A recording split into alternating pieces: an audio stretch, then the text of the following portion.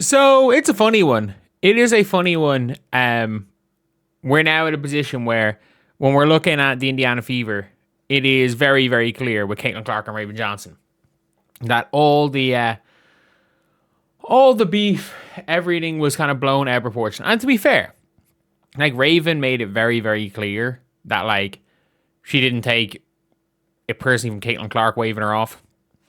And at the same time, you're looking here.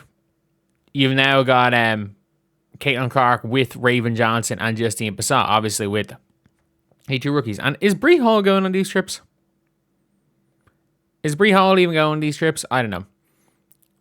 I do feel bad for the dev players for the Fever. But yeah, some predicted some big time hatred between these two, just as everyone predicted. I don't think that anyone, like, no one with sense predicted there'd be any sort of beef there.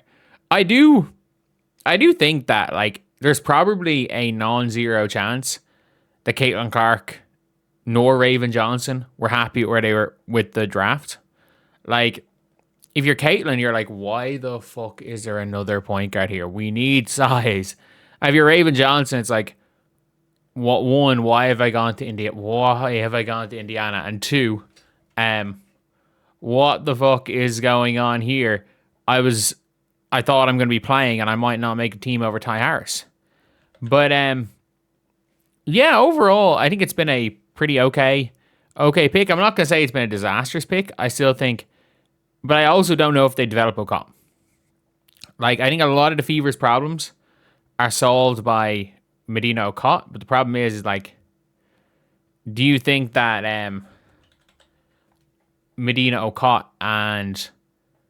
will be developed in a similar way to how she's being developed in Atlanta, who are a much better team at developing players? I have to say, Atlanta are much better at developing players.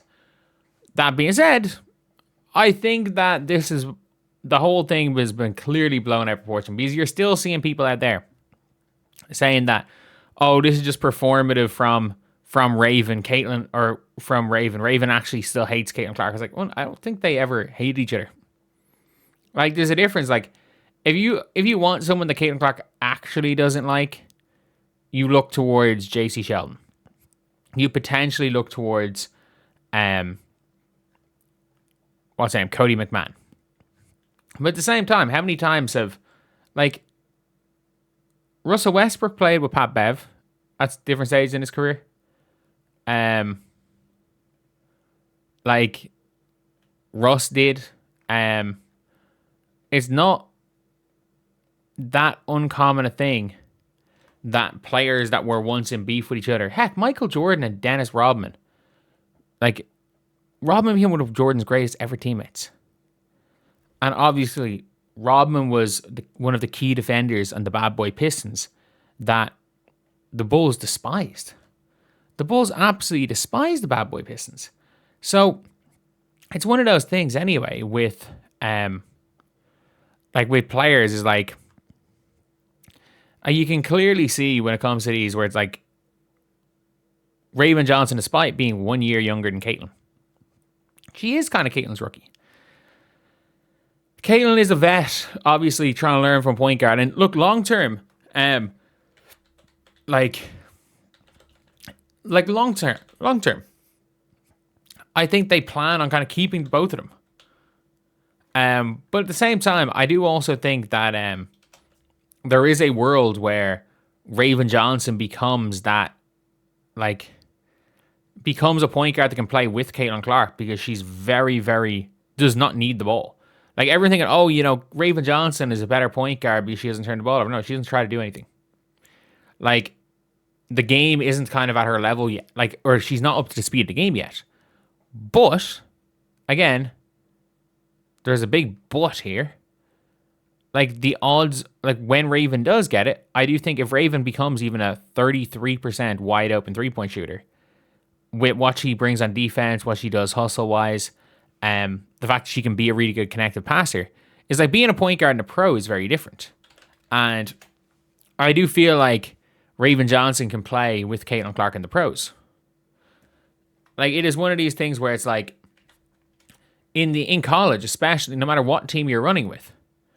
So if you're playing in college, most offenses are set up in this way. So we have the court, we have the half court here. There we go. There's the 3-point line. In colleges, most offenses, they're kind of set up in a way where there's always going to be two bigs, whether it's here, there.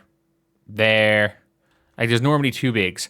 And then there's normally kind of wing, or wing, point guard, wing. And the job of a point guard a lot of times is get the ball to the wing, maybe set a pick, maybe set some sort of or come off a screen here and get out.